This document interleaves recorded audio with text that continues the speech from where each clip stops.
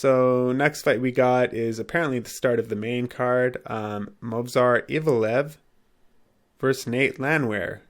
So Movsar is at a 13-0 perfect win streak, and we got Nate Landwehr at a 14-3. Don't let that deceive you, because he's only had one loss recently. However, the weird part about this whole fight is the odds. Don't get me wrong, Movsar Evloev is definitely a skilled fighter, but at minus 650 and at a plus 465 for someone like late Landwehr, I mean, this guy is someone who I believe is slightly underrated. He comes in, he shows up when he does win.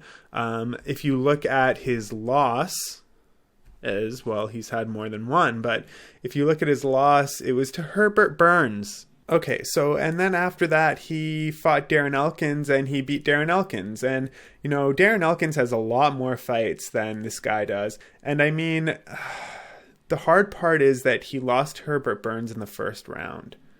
But all of his other fights, they've all been wins except for, a couple, which one went to the decision, and the other two ended early in the first and second round. He has been consistent. He's already fought twice in 2020. He fought once in 2019, though. 2018, he fought twice again. So this guy who fights at least twice a year, if not at least once a year, this is going to be his third fight for 2020. So obviously he's getting more consistent. He's hungry to, get over that loss that he had 2 fights ago. He had a fight that was supposed to come up against Shane Young that got canceled. And I think, here we go, back on the value picks. I think when you get to any fighter, and I'll take this back to Shevchenko, I'll take this back to the last Shevchenko fight. I said, hey, don't put Maria out because she might be able to bring it. The odds are way too high on Shevchenko. This is MMA. It's women's MMA. Anything can happen. So when the odds are that far swayed and the other person has potential, I always see a value bet. And in this case, I do see a value bet on Nate Landwehr. Do I think he will win against Movsar? I think Movsar is more talented, but I think Nate has just as much a chance to win as Movsar does. And I'm shocked that the odds are so wide. If you believe in Nate, then give him a shot. I do believe Movsar does win, but that plus 450 for Nate looks a little tempting. I'm going to wait until both the weigh-ins, as well as I'm going to wait for them to walk out to the cage. And when that happens, I might place a bet on Nate Landwehr if it's still just as wide. So maybe you might want to look for that too, or look to place a bet during the fight, as the first round sort of starts. Then you could do that and see how Nate is doing against Movsar, and just be quick on your trigger to get that bet in. So yeah, my final decision on this fight. Actually, maybe I should go into the fight a bit more than just hyping up Nate here. Let's get into Movsar, because he is also a beast in his own sense. 13-0 is not a bad streak at all, right?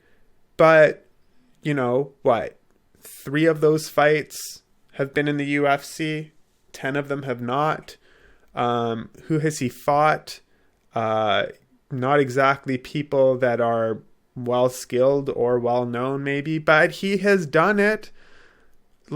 In the first round, in the second round, head kick, rear naked choke, punches. The guy has so many different ways to win. He's even won by decision, unanimous decision. And I like a guy who could win by all those various ways. In fact, I prefer a guy who has knockouts on his record, but also has some decision wins, because it shows to me that they could go the distance if it has to go down that road. And Movsar, he's just got this technical way about him where he has pressure, he's got power, but he doesn't look it. When he throws his punches and kicks, they look very smooth, but they also look light. They're not. They're nice power shots. He does a great job of striking And he's constantly improving. You see this with the 13-0 record clearly. The guy has good fight IQ. He is a legitimate threat to the division, I would say. But so is Nate. He's had some losses against, as I mentioned, Herbert Burns. But he is the value pick here.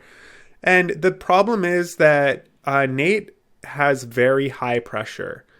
And he kind of like throws these wide hook punches, and he comes in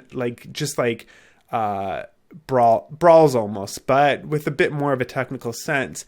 So I don't know if Movsar is going to collapse under that pressure, or if he's going to be able to keep him at a distance. I think Movsar is going to have to start using kicks quick and kind of moving back fast into the side movement as well, to sort of avoid getting stuck against the cage or having Nate Landwehr get on top of him and start brawling him. Because if Nate lands like 2 or 3 of those punches as he's moving in, and he will be willing to move in to land those, it's going to be a problem for Movsar. And I could see Nate ending it if it comes down to that. But I also see that as the only way that Nate will win. Otherwise, Movsar is going to pick him apart and eventually take over the fight, and he will win by decision or some sort of head kick knockout or whatnot. If I had to make a pick here, I'm going to go with Evloev. I don't think the bet is worth it. As I said, I might bet on Nate Landwehr here. I'm going to give Evloev by decision.